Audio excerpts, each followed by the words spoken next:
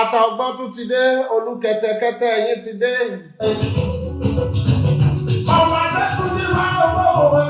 Àmú lẹ́nu bí ẹ̀yà mo tún ti yọ bí mo ti ń yọ.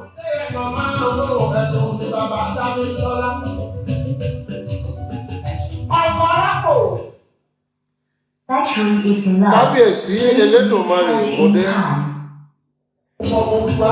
Àdàgbà má pàrọ̀ yìí, àdàgbà má tẹ̀pá.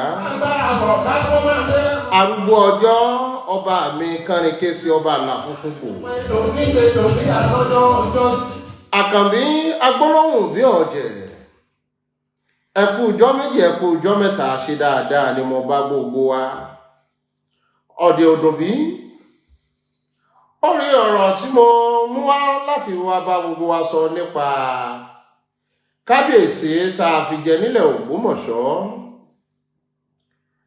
Tààrí tí wọ́n kúnlẹ̀ síwájú wòlíì bàbá wa Adébóyè.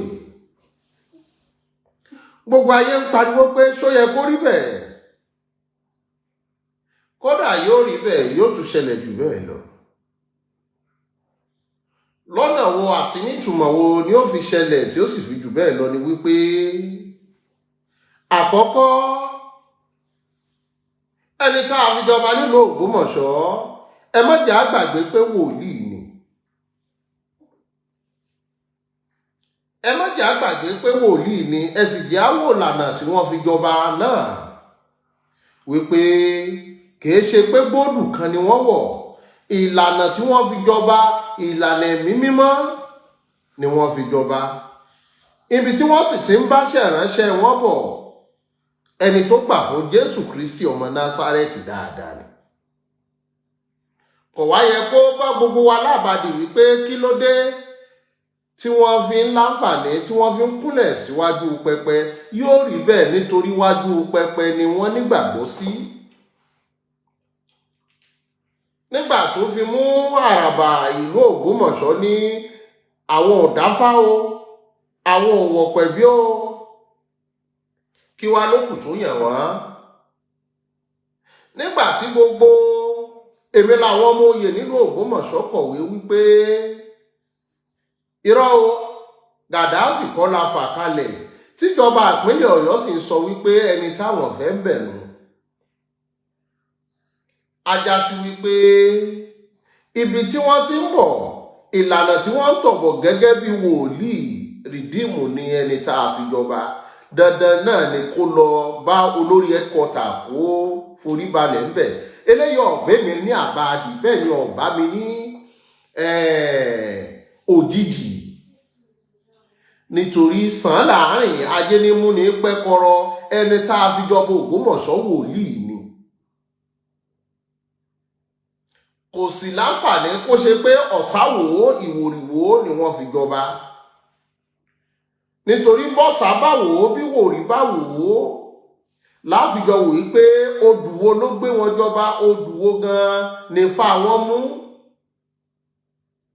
Àkọ́kọ́ mo ti sọ tẹ́lẹ̀tẹ́lẹ̀ wípé láyé ọjọ́ sí ni fa yanba. Láyé ìsẹ̀yìn àwọn gómìnà ni wọ́n yan ọba ládé sórí ìtẹ́. Oníkálùkù wá kàn ṣe tani fámú, tani fáyàn, tani rárá.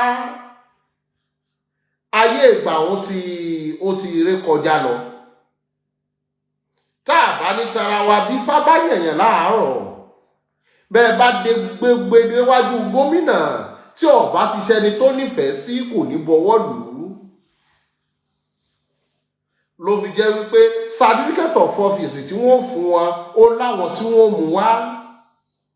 Àfi tí ó bá jẹ́ ìlú tí gómìnà tó wà lórí oyè ọba ní prefer candidate. àmọ́ tó bá ti jẹ́ pé gómìnà tó wà lórí oyè ní preferred candidate, dandan ẹni tó bá jẹ́ preferred candidate ni wọ́n fún certificate of office. A lot of things are being bastardized. Tá à ń pè ní àṣà àti ìṣe ilẹ̀ Yorùbá. So ẹni tá a wá rí yìí tá a wá rí wípé ṣé odidi ọba ni ó kúnlẹ̀ síwájú pẹpẹ tí wọ́n gbọ́wọ́lé lórí ẹ̀jẹ̀ abìra wa lọ́dọ̀ èmi àti ẹ. Iṣẹ́ wo àbílànà wo ni ẹni tó jọba Ògbómọ̀ṣọ́ yìí tá a pè ní bàbá wa Fọlábí Gàdáfì, iṣẹ́ wo, iṣẹ́ ajíhìnrere ni wọ́n ń ṣe tẹ́lẹ̀ rí. So ìyẹn ò gbọ́dọ̀ wá bá wa ní òjijì pé no. People see who you are before they pick you as their king. Ẹ mọ̀rú ẹni tí ó jẹ́ tẹ́lẹ̀ kẹ́ tó gbadélé lórí. Ẹ mọ̀ pé wòlíì ni. Dandan yóò lọ síwájú pẹpẹ, yóò sì lọ ṣe àfọpẹ́ fọ́lọ́run ọba wa olú. Dandan ni yóò rí bẹ́ẹ̀. Ló fi jẹ́ wípé ọ̀làjú ayé ń bá ṣàwòdì mú, ọmọ aráyé wọn ń wòran wọn ò kíyèsí. Ìgbà tí ọba fi tó bí ọdún 10 sísìn, orí ó tún change jù báyìí lọ. Ló fi jẹ́ pé gbogbo nǹkan tá a pè láṣà àti ìṣe ilẹ̀ Yorùbá ọ̀pọ̀lọpọ̀ tí ń sọnù látàrí ìjẹkújẹ, àìmójútólẹ̀ tó, àìríran tó, àìnírírí tó, oníkálùkù ń ṣe tiẹ̀ lọ́tọ̀ọ̀tọ̀. Nígbà tó bá fi mú odidi gómìnà, mo sọ wípé gbogbo àwọn gómìnà wa ni wọ́n regulate under public offices. Public officers ni wọ́n gbé àwọn gómìnà wa sí, ni wọ́n gbé àwọn ọba sí. Ló fi jẹ́ wípé gbogbo àwọn ọba wa under public officers ni wọ́n wà. La fi ní commissioner of chieftaincy titles. Tí commissioner of chieftaincy titles bá ní nǹkan kan tó kù díẹ̀ káàtó pẹ̀lú ọba, ó rí wọ́n lè rọ ọba lóyè. Ayé ọjọ́ wo ni wípé ẹyin wọn kì í rọba lóyè, ọba lórí kíní kan lọ́kọ̀ ìlú. Rárá o, gómìnà ló ń pàṣẹ ìlú. Bí ọba bá ṣe ohun tí òye ó ṣe, wọ́n withdraw certificate of office ẹ̀. Ọba ò lè dáṣẹ kankan pa lórí àpèrè. Òun ló bí gbogbo ọ̀rọ̀ Haúsá Fúlàní ń dà wá láàmú, ẹni kọ́ba ó sọ̀rọ̀. Ọba mọ̀ pé bóun bá gbé pẹ́kẹ́, wọ́n lè gba certificate of office lọ́wọ́ òun. Gbogbo àwọn nǹkan wọ̀nyí ló mú kùdìẹ̀kudiẹ bá àṣà àti ìṣe ilẹ̀ Yorùbá. Ló fi jẹ́ wípé gbogbo àwọn tá a pè lọ́ba ní ìsìn, ó lójú èyí tó jẹ́ custodian of culture. Mélòó nù àwọn tá a ní nínú ọba ilẹ̀ Yorùbá lónìí ló lè sọ̀tàn ìlú rẹ̀, ló moríkì rẹ̀, ló màṣà àti ìṣe rẹ̀, nítorí ohun tó gbé dépò ó mọ bóun ṣe dépò. Ó mọ̀ pé àwọn kan ni wọ́n tẹ̀ ẹ́ tí wọ́n sọ pé ẹja lọ rí lágbájá báyìí, ẹja lọ rí tàmẹ̀dù báyìí. Àwọn yìí ni wọ́n bá rìn tí wọ́n fi gbé lórí ìtẹ́. Mélòó nù àwọn ọba wa láwòye pé ìfáyàn. Mélòó nù wọn ni ló wọ̀ pè bí bó ti yẹ kó wọ̀ pè bí. Mélòó ló débi ọ̀dọ̀ àwọn aláṣekù tí wọ́n jọ ẹrù lẹ̀ fún. Ó rí láàrin ọ̀sẹ̀ kan ọ̀sẹ̀ méjì ọba ti dádé. Gbogbo nǹkan tá à ń pè ní àṣà àti ìṣe ọ̀pọ̀lọpọ̀ ti tán. Látàrí wípé àwọn tá à ń fi síbẹ̀ wọn àná ní àṣà àti ìṣe yìí ló jẹ́ kó yẹ pé gbogbo ọ̀pọ̀lọpọ̀ nǹkan yìí ẹ̀sìn ọ̀làjú ó ti gbà lọ. Ibi díẹ̀díẹ̀ ló kù sí. Mélòó lọ́ba tí wọ́n ṣòro ìpẹ̀bí fún. Láyé ọjọ́ sí bọ́ba bá fẹ́ wà ń pẹ̀bí, gbogbo ìlú ni ó mọ̀ wípé 40 ọjọ́ àtẹyọ kan ló fi wà ń pẹ̀bí o, 20 ọjọ́ àtẹyọ kan ló fi wà ń pẹ̀bí. Ọba mélòó ní wò pẹ̀bí mọ́? níjọ́ tó bá ti ní lágbájá báyìí la fún níjọ́ náà wọ́n ti gbé adélé lórí lẹ́yìn ọ̀sẹ̀ méjì orí kí là ń pè é gómìnà ó sì mú ọjọ́ tí ó wà fún certificate of office yóò sì fún certificate of office gbogbo ẹ̀ ti di wẹ̀lẹ̀mù. Kí ló dé tí wọ́n ti yan Aláàfin Ọ̀yọ́ látọdún yìí? Orí ìgbésẹ̀ wo ni wọ́n fi yan ọba tá a pè ní ìgbésẹ̀ wo gan ni wọ́n fi yan ọba lẹ̀ Yorùbá gan lónìí? Kámọ́lù bẹ́ẹ̀ mélòó nù àwọn ọba aládé yìí la lè sọ fún wọn wípé bó ni wọ́n ṣe tẹ̀ ọ́, bó ni ṣọ́ọ̀ṣọ̀ kàkà ẹbọ tí kagúnláyà pátákò tí ń kan ẹṣin lẹ́nu kankankan. Láyé ọjọ́ sí wọn ní igbá ata ní igbá oyin ní. Igbá wo làwọn tí ń bẹ̀ẹ̀bẹ̀ ń gbé mọ́? Gbogbo ẹni bá jọba lónìí là ń sọ pé igbá oyin ló gbé o, igbá oyin ló gbé o. Àìmọye ọba tó ní kéèsì ní kóòtù láyé ọjọ́ ṣíṣe àmọ́ gbọ́ba lọ kóòtù. Orí ọmọ ti dàpọ̀ mọ́ra wọn wọ́ọ̀dù. Ọ̀làjú ayé bá ṣàwọ̀dì mú ọmọ aráyé àwòrán òkíyèsí. Ọ̀làjú ayé bá ṣàwọ̀dì mú agbódi méjì lójú ìjà. Bá a bá wo gbogbo àwọn ọba aládé tí ń bẹ lórí ìtẹ́ lónìí, mélòó ló wà ní oko tí fáyàn mọ́? Àwọn tó ti lówó tí wọ́n ti lọ́lá ní fáyàn.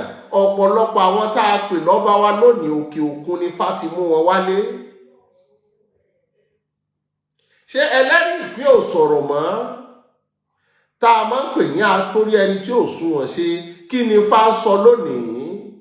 Ṣé fá ní ń wíjọ́ ni àbáwọn èèyàn ni wọ́n sọ tẹnu wọn jáde? Ṣé fá ló wò sùnsùn ló mú ẹni tí ò ní gbàṣà ti ṣe ìlú lárugẹ? Èèyàn méjì pàdánù ẹ̀tàn. Bẹ́ni tí wọ́n ń tàn ò bá mọ̀, ẹni tí ń tàyàn ló kan ara rẹ̀ mọ̀ pé wọ́n ń tàyàn. Jàǹbá ń tà fún jàǹbára, elételèté yé àṣà àti ṣe ilẹ̀ Yorùbá tí ń lọ bí kùnkùndùn. Orí wa má jẹ́ káṣà Yorùbá wọ̀kùn. Àwọn tá a lè pè ní bàbá Yorùbá, àwọn náà lọ́ba. Ẹ wá bi mí, àṣà àti ṣe mélòó la lè rí lọ́dọ̀ àwọn ọba Yorùbá? Ọba mélòó ńlẹ̀ Yorùbá ló lè sọ Yorùbá jágere lódidi wákàtí kan láìsí àmúlùmọ́dà Gẹ̀ẹ́sì ńbẹ̀? Ọba mélòó la lè rí nítàlú rẹ̀ ní òní dorí ìtàkodò? Ọba mélòó ni wọ́n ṣe orò ìpẹ̀bí fún? Kí ni wọ́n ń ṣe lórò ìpẹ̀bí? Ni wípé wọ́n á ka gbogbo iye ọba tó ti jẹ, wọ́n á kọ́ wọn ní àṣà àti ṣe ìlú yìí. Ọba mélòó ló mà àṣà àti ṣe ìlú? Ọba mélòó ló lè ka ọba 5 tó ti jẹ kóhun tó jẹ? Láyé ọjọ́ sí, wọ́n á jẹ́ kómòté, wọ́n á jẹ́ kómòlé, wọ́n á mọ̀ òòṣà tí wọ́n bọ nínú ìlú. Wọ́n á mọ àwọn tó wà ní ìgbẹ́kun òòṣà náà. Wọ́n á mọ ohun tí ìlú fẹ́. Wọ́n á jó mòté, wọ́n á jó mòlé, wọ́n á jó maráró bí idẹ wípé báyìí ni wọ́n ṣe ń ṣe nílùú yìí. Ìdàlú nìṣe ìlú. Ọba mélòó nínú àwọn ọba tá a fi ń jẹ ló mọ̀ dàlú, ló mọ̀ ṣe ìlú? Ló fi jẹ́ pé ọ̀rọ̀ ọba Ògbómọ̀ṣọ́ tó lọ sórí ọ̀tà lọ dọ̀bálẹ̀ àbí tó lọ sórí ọ̀tà pẹ̀lú adé tó kúnlẹ̀, ẹ má bù ú. Nítorí gbogbo wa la mọ̀ wípé pásítọ̀ rìdíìmù ni. And he has to go to a church to do a thanksgiving. Nítorí Ifá gan kọ́ ló láǹfààní wọn dáfá. Ẹni tí ó bá wá mọ̀ pé Ifá kan ló yàn òun, kí lẹ ní kó forí balẹ̀ fún fá fún? Kí lẹ ní kó ṣe? Nítorí ohun tó láǹfààní wípé àdúrà àti ìgbàgbọ́ òun sínú Kristi ló gbóhùn débẹ̀. Ṣé wàá yọ àdúrà àti ìgbàgbọ́ tó gbé sínú Kristi kúrò? Stop deceiving yourselves. bàbá kà méní méjì ní ìsìn kóòtù lẹ́ẹ̀mọ́ lọ ibi tá a ti lọ kóòtù l'Ógbómọ̀ṣọ́ òun jọba lọ tá a bá ka gbogbo ọba tó ń bẹ nílẹ̀ Yorùbá tá a kà wọ́n sí 60 45 ló lẹ́jọ́ kóòtù 45 wọn ló lẹ́jọ́ kóòtù ṣe báyọ̀ òun là ń lò lọ yìí. ayé yìí ti di wípé ọ̀pọ̀lọpọ̀ nǹkan tá a bá rí àákànwó láwòlù nítorí bọ́ náà sọ̀rọ̀ sílẹ̀ ọkàn lọ́ta tó pọ̀ ni. ayé tó dé là ń ṣe ayé tó dé là ń tọ̀ orí àti mọ̀ wípé wòlíì lẹ́ni yìí kó tó di pé a gbé adé lé lórí. ó sì rí Ifá kọ́ ní yan ọba mò ń tẹnu mọ́ àwọn tí wọ́n láǹfààní tí wọ́n yan ọba àwọn náà ní gómìnà. ẹni tó bá wu gómìnà kó wà lórí ipò ni ó fún certificate of office. ẹ bá dáfá nígbà àgbà kìí ṣe pé ọwọ́ àwọn onífá ló ti wọ́ wá ó ti wọ́ wá látàyé àwọn colonist. àtàyé àwọn colonist ní kí ọmọ ti dàrú ní wọ́ọ̀dù lóníkálùkù mọ̀ pé bíbá ẹni ká tẹsẹ̀ bọ̀ àbí bíbá ẹni ká tẹsẹ̀ bọ̀ gbogbo ẹ ti dàrú ti pẹ́ kèé ṣèsìn. ọmọ ti wá dàrú wọ́ọ̀dù wọ́n ti dìtẹrọréètì wọ́n ti gbàgbára wọ́n ti gbàṣẹ ọba wọ́n ti gbé wọn sọ́ndà public officer nítorí we elect the governors, government of the people by the people. They are the one to give them the certificate of office that you are an custodian of culture. So all kings in Yoruba land, or in Nigeria, let's take it that way, all kings in Nigeria are under the leadership of the governor of the state.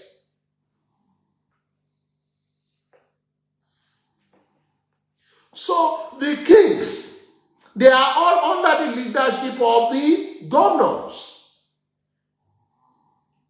That is why anything can occur and expect the kings to talk. Because if they talk, the certificate of office will be withdrawn from them.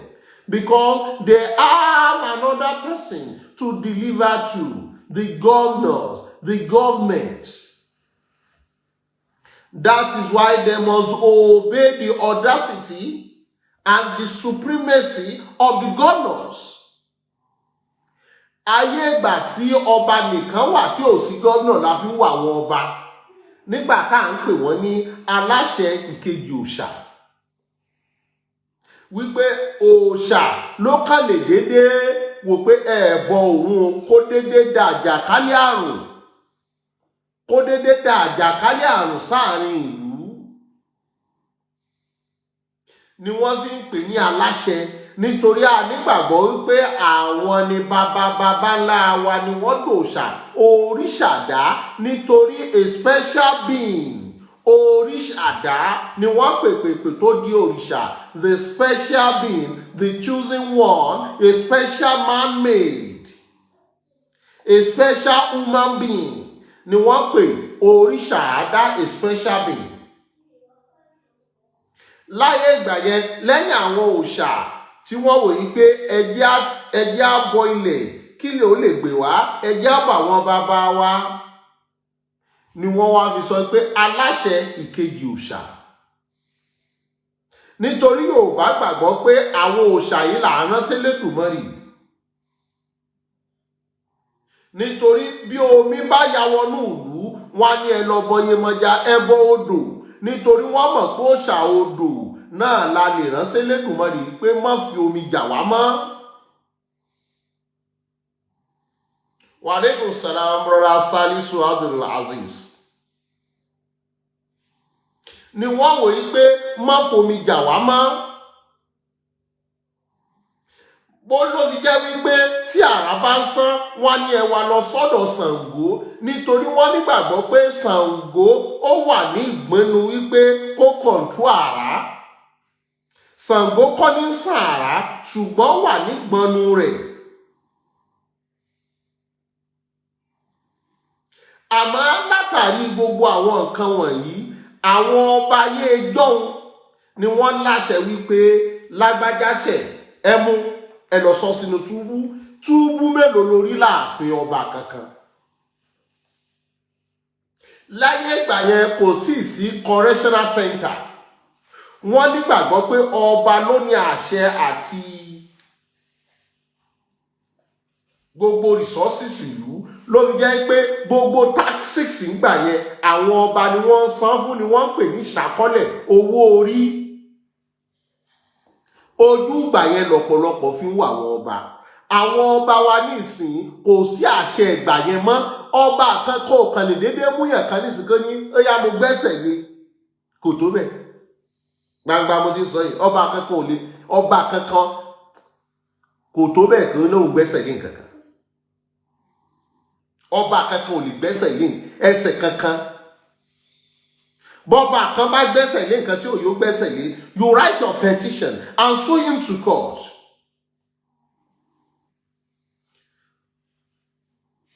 The king of my town just kidnapped my daughter or my wife into his domain. You put down your petition against him, and the king will surely come to court and say whatever he knew about it. So ayé ìgbà yẹn ni aláṣẹ kejì òòṣà àìkò sáṣẹ kankan. There is no any audacity.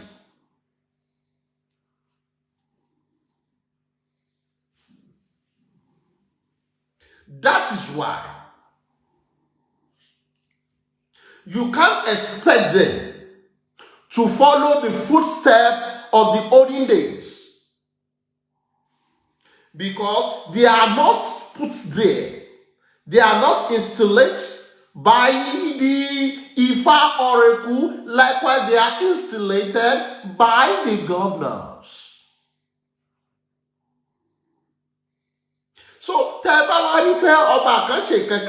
I don't expect anybody to talk about it, because they are custodian of culture, under public officers, under commissioner for chieftaincy titles.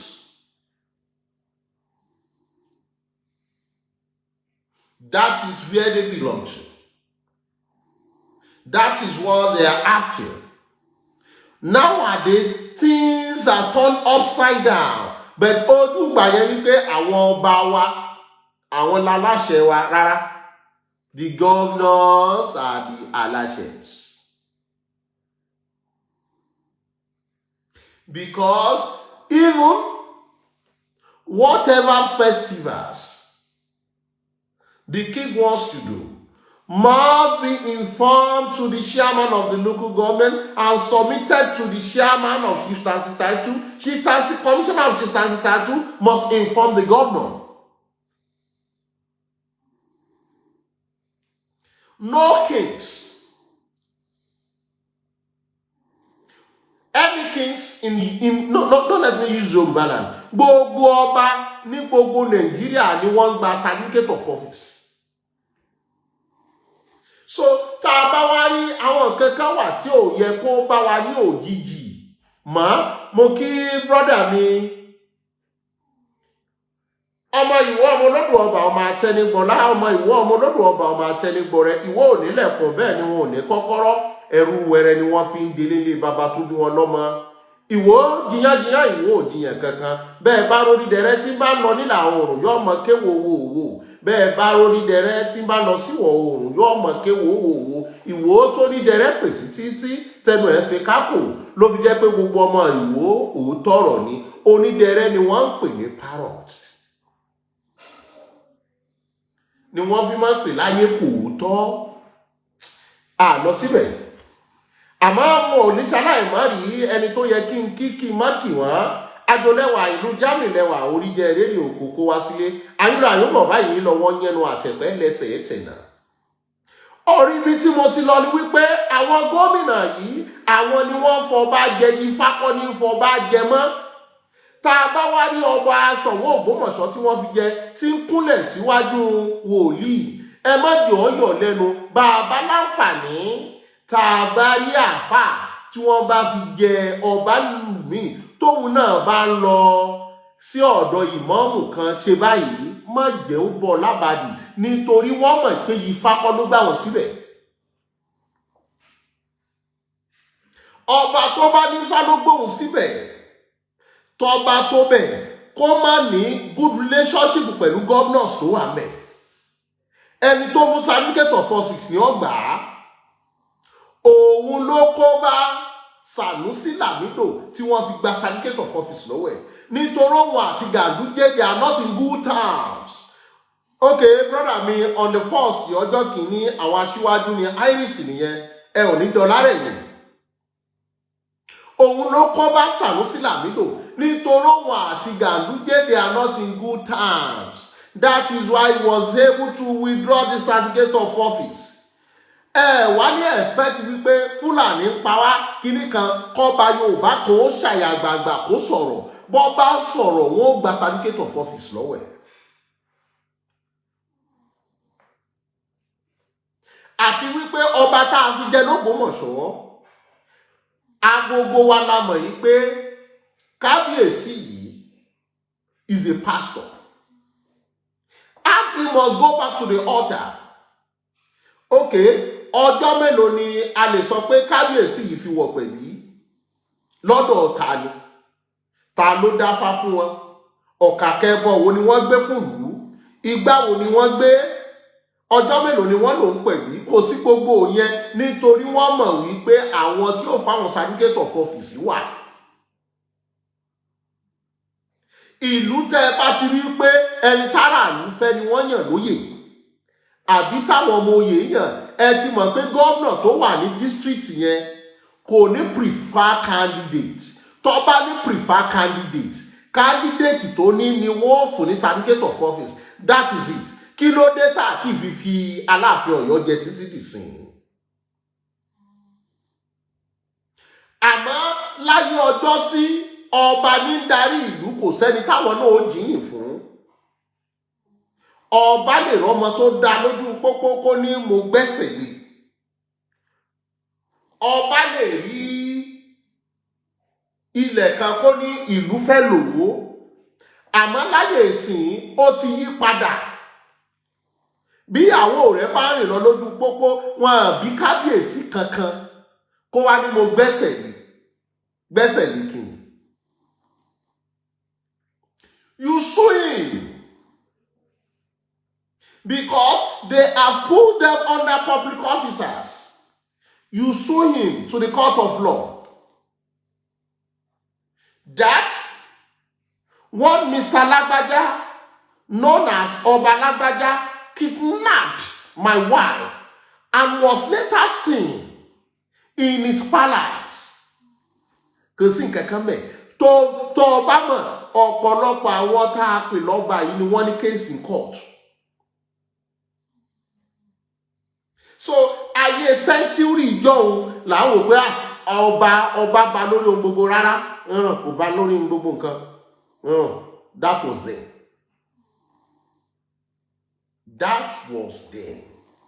Àṣẹ tó kù náà ni wípé olórí àwọn Yorùbá custodian of culture ẹni tí mójútó àṣà àti ṣe.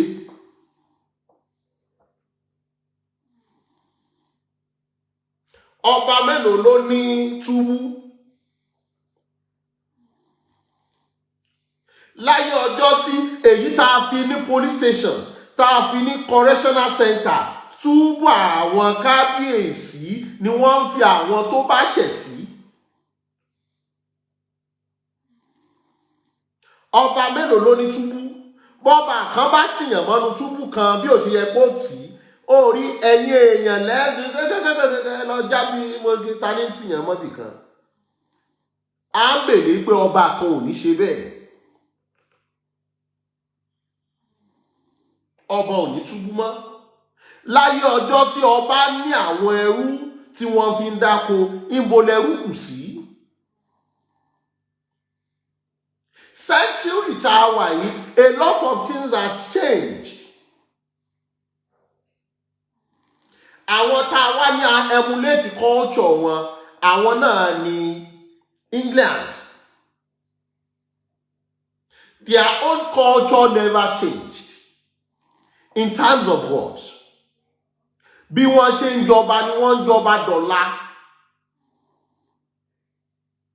That is why we have the bloodlines.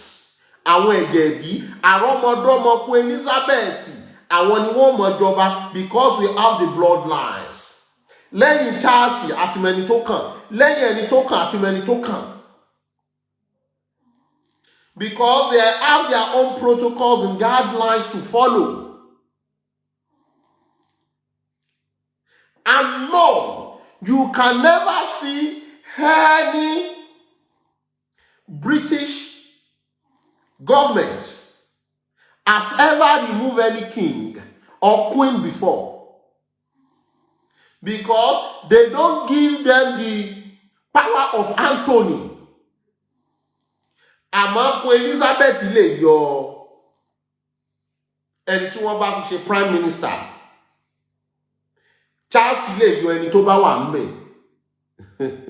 Ẹ jẹ́ akanra, ẹ má jẹ́ akanra wa. Kò sọ́ba tó lè yọ chairman local government ẹ̀. Àfi tí chairman local government yóò bá ní backup governor ló kù.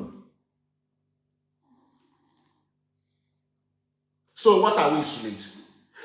There is tí parliament bá pàṣẹ kan ní British. They may submit it to the British Empire to go through it before putting it into law.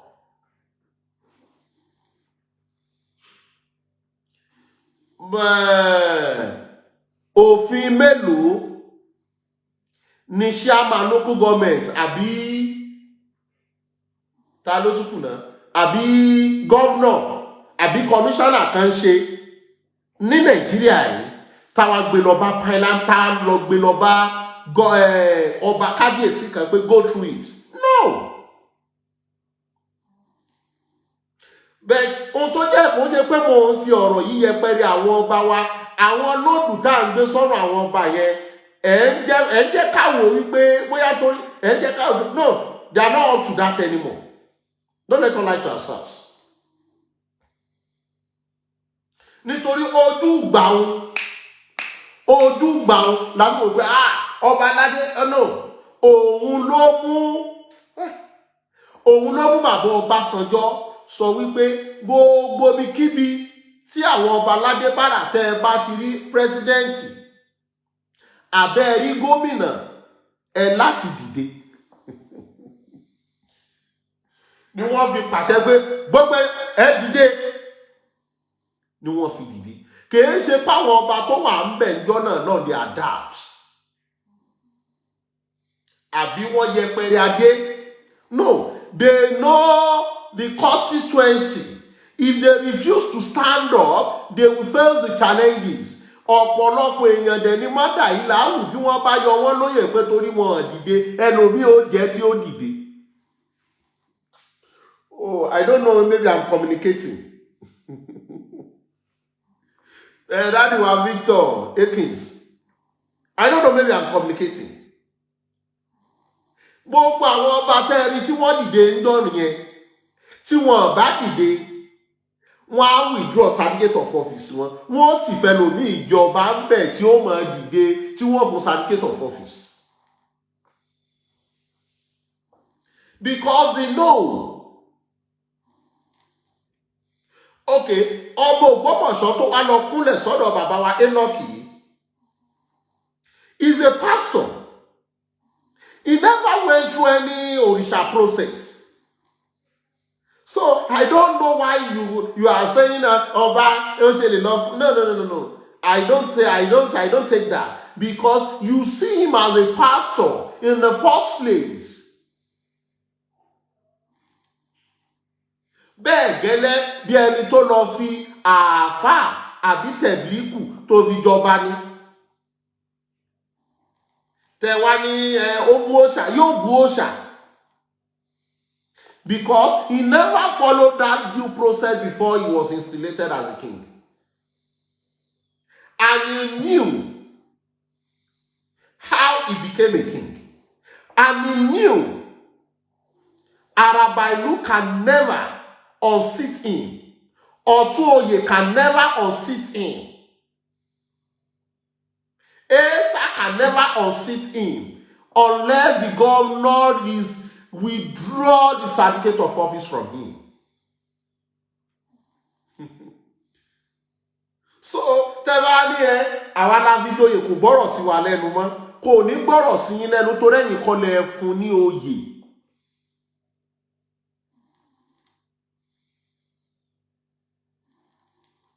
Ẹ̀yin kọ́ lẹ fún ní oyè.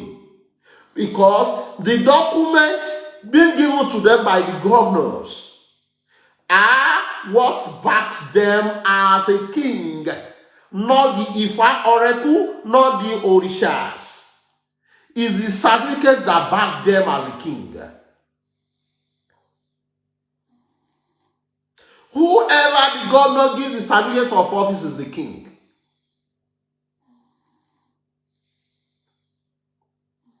That is why whatever happens in your towns and village, and you expected your kings to come out boldly and say, the government, they play.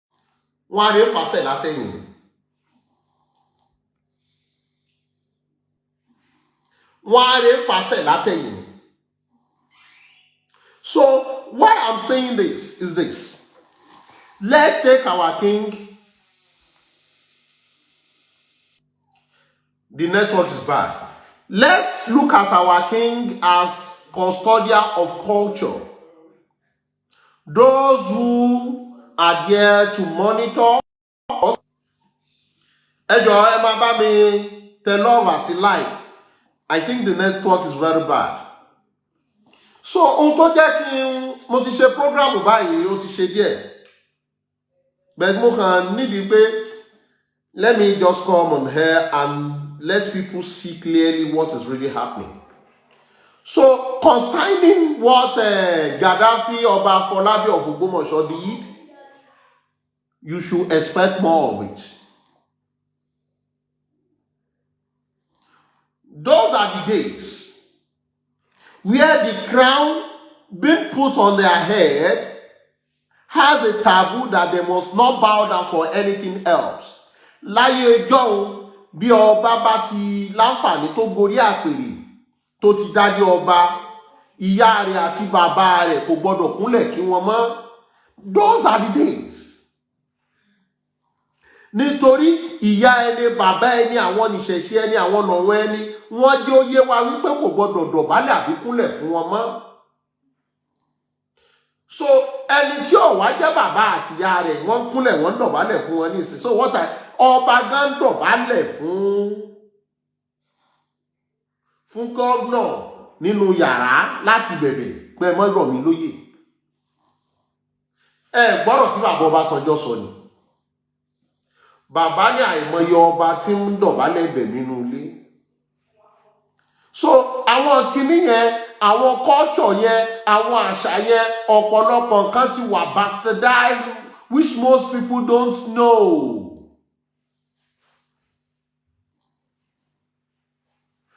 Those are the days where the kings have the supremacy. When the colonists arrive, they all go to the king's palace to have their request to do anything. That is why when à ń lọ sí àwùjọ àwọn ọba, we are going to the gardens of the kings. Àwùjọ àwọn ọba lápèpèpè tó dìjọba. That is where they take the orders. The garden of the kings. Àwùjọ àwọn ọba. Let's go to the garden of the kings to inform them our next step. The garden of the kings, that is what we translated to Ìjọ àwọn ọba.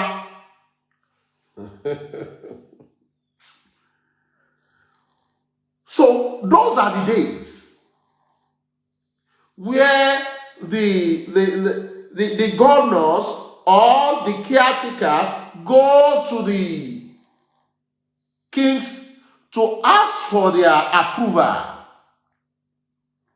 Nowadays, No governor goes to the kings to take approval. He goes to the National Assembly or to the State Assembly, to the honorables. So when he gets there, so he read the budget to them and the eye service. So the kings know nothing about the budget. They are not being called in to tell them, this is my guideline. Call the kings into the meeting. Kò síbi tí wọ́n ti ń pe àwọn ọba jókòó wípé ó yá ètò ìṣúná ọdún yìí rè o, ẹ̀yin ọba kílẹ̀ rò sí, ìbò lẹ rò pé ká tún ṣe. Kò sí, ló fi jẹ́ pé bí wọ́n bá dọ́dọ̀ àwọn ọba mọ̀ sọ pé akí gómìnà wa ọ̀nà tẹ́lẹ̀ bá wa ṣe níwòyí ìgbà tẹ́ kọ́kọ́ fẹ́ ṣe ìjọba àkọ́kọ́ bẹ́ẹ̀ ṣe bá wa ṣe, gbogbo àwọn àgbẹ̀ wa ni wọ́n ráyè lóko. Because they never took part, they never carried them along.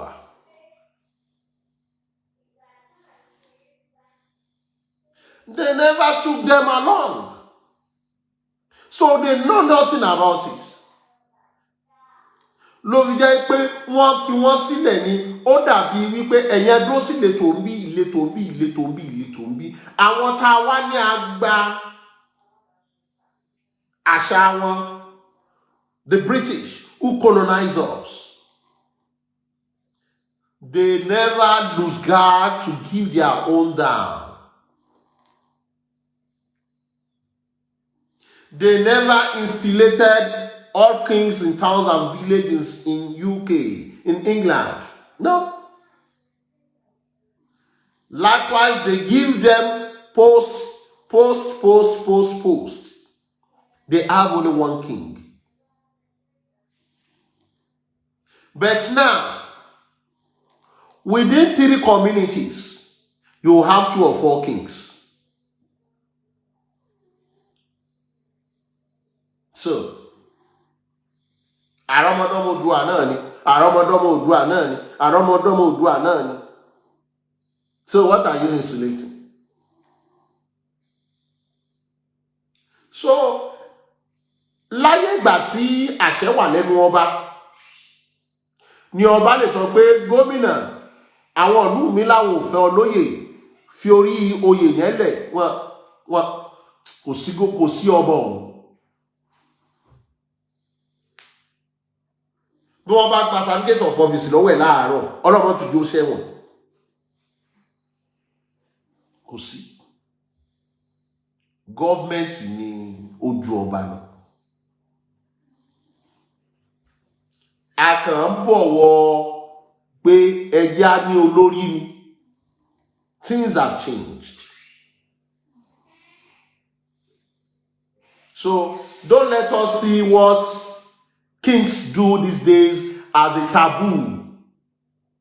There's no taboo. Things have turned upside down. No matter who the Ifa selected, if the commissioner for chieftaincy tattoo never make a signatory to your name being submitted and give it to the governor, you will never collect certificate of office. So, ọba kankan ò lè ṣe kankan kó dùn mí. So, bí ó ṣe dùn mí mọ́ jù ó dùn ọ́. Gbogbo ọba ni ọba kankan kò lè ṣe kankan kó dùn mí. Because they have who supersedes them, which are the governor, they supersede them. A governor can just stand up in a day and just write anything and said, let the kings should leave the office. Okay. When Adeleke came into office, there was a king in Ikirun that Oyetola installated there. And Adeleke withdraw the certificate of office.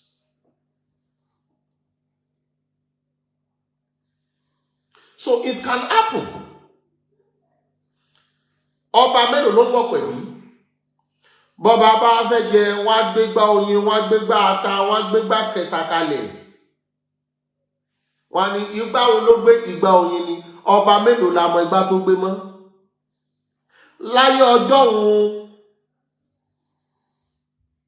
lọ́ba ń jẹ tí ń gbà ṣàkọ́lẹ̀, ìṣàkọ́lẹ̀ wo lọ́ba ń gbà mọ́, òun ló bí tax. Ṣé ni àti ń gbé ṣàkọ́lẹ̀ kankan lọ fọ́ba mọ́?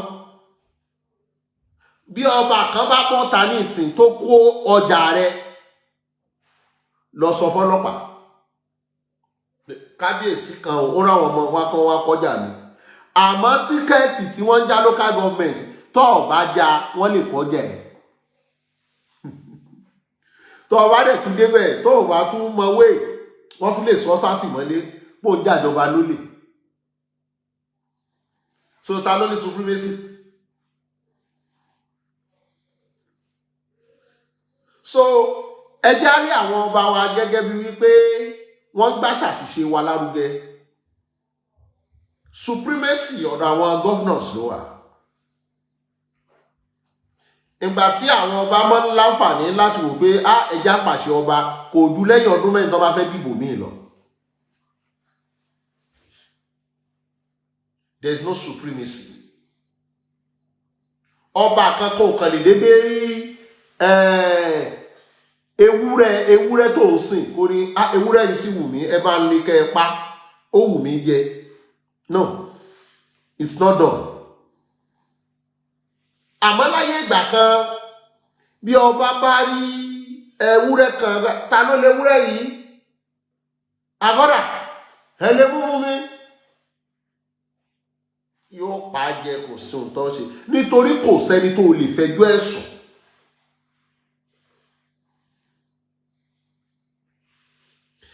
Ẹ mọ̀ pé there was a time tí ọba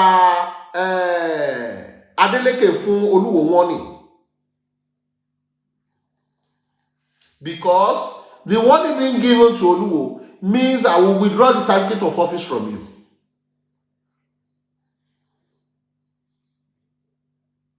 So don't let us go deeply than this. Ẹ má jẹ́ kí nǹkan tó bá kan bá ṣe kó dùn wá àbí kó fa pé tó yẹ kó náà, because wọ́n lẹ́ni táwọn náà fẹ́ jíyìn fún. Which are the kings? Which are the governors? Àkànbí kò ní jù báyìí lọ, mo fẹ́ máa rí ilé wa bí agbé ń fẹ́ràn òkété jiyàn, mo fẹ́ máa rí ilé wa bí agbé ń fẹ́ràn ìyájẹ̀kọ́. Mo kí brọ́dà Táíwò Ẹ̀dújọbí Èjìrẹ́ ará àsokùn, mo kí Lizzy David, mo kí Adégbìtẹ́ Ọládìméjì Adéfẹ́mi, mo kí gbogbo àwọn tí wọ́n wà ń bẹ̀. Ẹgẹ́ tiẹ̀ abẹ́rẹ́ ti bọ́ lọ́wọ́ adẹ́tẹ̀ ó ti bọ́. Àkànbí ó ní jọ́mi ọjọ́ orí àsùnjí, a ò ní ká gbogbo ṣọdún, a ò ní faragbàwẹ̀, a ò ní rògbò orèlé kò nílé, oroko kò dóko, ó tóko òrùkò dóko òrókò tó, àlùbá ò ní wọṣẹ́ gbogbo wa, gbèsè ò ní lé wa kúrò ní gbogbo ibi tá à ń gbé. Àkànbí ẹ máa wò pé gbogbo ìgbà ni wọ́n máa jáde wá nítorí wèrèwèrè ti gbòde lórí social media. That is why I recorded my program and posted it, because I don't want them to group me into fracas, into bloggers, into I'm an enlightener. I explain, liberate, educate people. So, ó yàtọ̀. Olóńgbò mi tó sùnlẹ̀ bí ọ̀lẹ ọgbọ́n náà pé gbèje, mo kí ìmọ́lẹ̀ Yorùbá. Èjìrẹ́ ará àsokùn wíníwíní lójú orogún, èjìwọ̀rọ̀ lójú ìyá ẹ̀. Ọ̀bẹ kìsì ìbẹ́kẹ́sẹ́, ó wọlé alákìsà, ó sọ yìí wọn dodúgbaṣọ. Búmi kí n bọ́ ọrẹ lẹ́yìn mi kí n padà lẹ́yìn ìtáyé lolú ọba ọmọ, kẹ́yìn ní ọba ọmọ. Oríṣiríṣi ọmọ níbẹ̀ láyé, Èjìrẹ́ ló jọba láàrin gbogbo wọn nítorí lọ́jọ́ tó bá ti délé ayé ni wọ́n ti fún wọn lórúkọ. Àkànbí yìí náà ni Mr. Wisdom gbogbo lẹ̀kílẹ̀. Ẹ mọ́ lọ bá mi subscribe sórí YouTube channel mi, Mr. Wisdom TV, Mr. Wisdom TV, Mr. Wisdom TV. Ó dàbọ̀ yín bàbá, ó dàbọ̀ yín màmá. Lẹ́kọ̀ọ̀kan báyẹn á máa jáde wá láti wá máa dára wa lẹ́kọ̀ọ́ àti làákàyè. Never you insult the kings, because they are supremacy, who are the governors that can withdraw the certificate of office from them. And never you abuse Kábíyèsí of Ògbómọ̀ṣọ́ land, who lay down in the front of the pastor because he was once a pastor before becoming a king. Orí Àkànbí, ó dàbọ̀ yín bàbá, ó dàbọ̀ yín màmá, ó dàbọ̀ yín ẹ̀gbọ́n, ó dàbọ̀ yín àbúrò.